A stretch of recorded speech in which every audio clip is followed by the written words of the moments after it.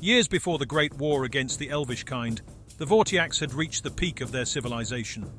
Their expansion beyond the Kalarian plains into the borders of the impenetrable Rocky Mountains of the south marked this zenith. Scholars had long regarded these mountains as the edge of the world, where countless adventurers seeking glory and renown perished or disappeared in their attempts to conquer these gigantic rocks. It was during this time that a delegation of the most powerful Vortiax sorcerers was dispatched to ascertain the truth of these claims. Backed by an army of 1,000 men, the delegation camped at the foot of the colossal mountains. They faced despair until the heavy, rainy months brought relief, marking the end of the long summer. Studying the water cascading from the rocky walls above, the Vortiax sorcerers discerned a passage. A month later, the first scouts couldn't believe their eyes. Not only was the notion of the world's end a false assumption, but an infinite mass of land lay beyond the mountains, stretching like a tapestry of lush green jungles to the unreachable horizon. An array of alien fauna and flora never seen before proved to be an even worse obstacle, devouring the lives of dozens of men daily.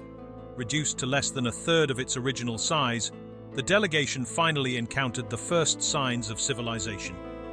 Exotic stone constructions adorned with colorful vegetation emerged amidst the jungle in the form of houses and temples.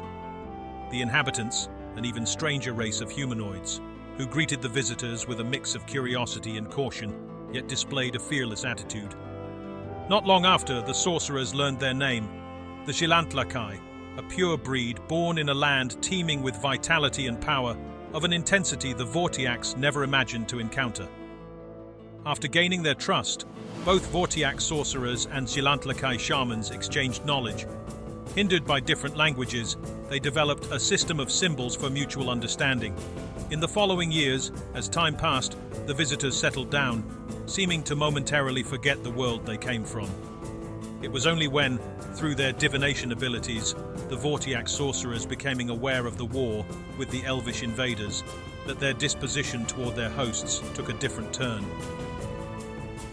Upon discovering the reason why the Gilantlakai priests traditionally built their temples inside waterholes, which served as the source of their magical power, the Vortiax realized that water itself was the substance that gave rise to the marvelous nature and creatures they had witnessed.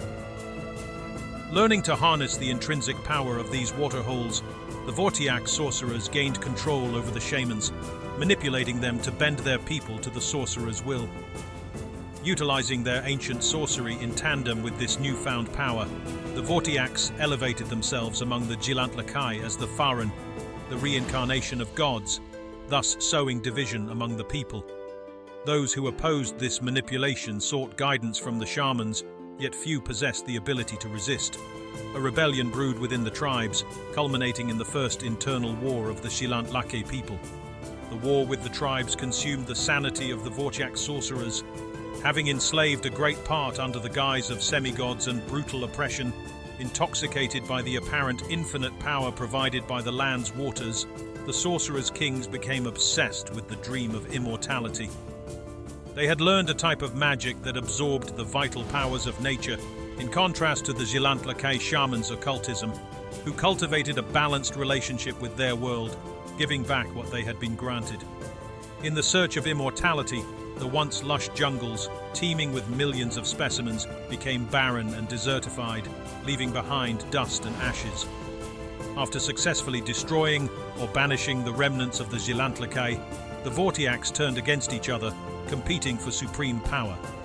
This second event, known as the War of the Faren, consumed the last verdant landscapes and drained the meager waterholes that remained, leaving them as immense graveholes. The conflict ended with a treaty of peace between the new rulers, dividing the territory into 6 city-states. This new land, named the Jath Desert, encompasses the entire desert landscape. Though barren, it is far from monotonous.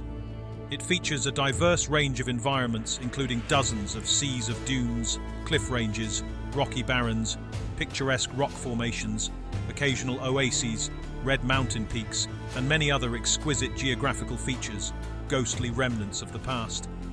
Despite their claimed immortality remaining unproven, the Faerun have ruled for over 1,000 years, Watching each other from far inside the secure halls of their fortresses, the Faerûn maintained the facade of cooperation.